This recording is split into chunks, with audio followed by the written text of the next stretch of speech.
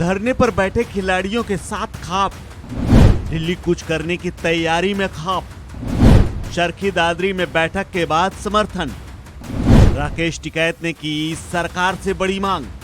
दिल्ली की सर्द रातों में जंतर मंतर पर बैठे देश का नाम रोशन करने वाले खिलाड़ियों की फिलहाल कोई ठोस सुनवाई और कार्रवाई दिखाई नहीं पड़ रही है। मंत्रालय में मीटिंग के बाद भी कोई ठोस नतीजा नहीं निकला है, लेकिन अब इसमें पूरे मामले में सरकार की तरफ से सिर्फ और सिर्फ जांच के आदेश दिए गए हैं और 72 घंटे का समय दिया गया है।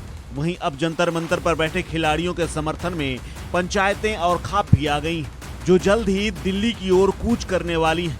हरियाणा के चरखी दादरी में खाप पंचायतों की बैठक हुई है, जिसमें यह फैसला लिया गया है कि वो खिलाड़ियों का समर्थन करेंगे। खाप पंचायतों ने सरकार को सीधे तौर पर चेतावनी दी है कि कुश्ती महासंघ के अध्यक्ष पर एफआईआर दर्ज हो और सरकार उनको तुरंत बर्खास्त करे। खिलाड़ियों द्वारा लगाए गए आरोपों की सुप्रीम कोर्ट के जज से जांच करवाकर दोषियों के खिलाफ कड़ी कार्रवाई हो। अगर सरकार ने उनकी मांगे नहीं मानी तो पूरे हरियाणा की पंचायतें एकजुट होकर खिलाड़ियों की मांगों को मनवाने के लिए आर पार की लड़ाई लड़ेंगी। देश के नामी खिलाड़ियों को जंतर मंतर पर धरने पर बैठना पड़ रहा है तो सरकार और समाज के लिए इससे ज्यादा शर्मनाक और कुछ नहीं होगा।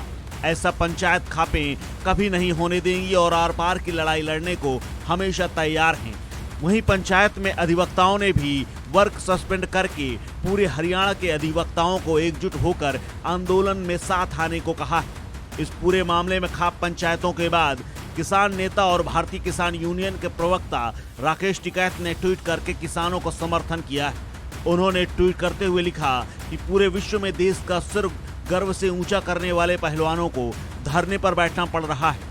भारतीय कुश्ती महासंघ के अधिकारियों पर लगे आरोप बहुत गंभीर हैं। भारत सरकार मामले का संज्ञान ले और गांव की मिट्टी से जुड़े खेल और खिलाड़ियों को न्याय दिलाने का काम करें।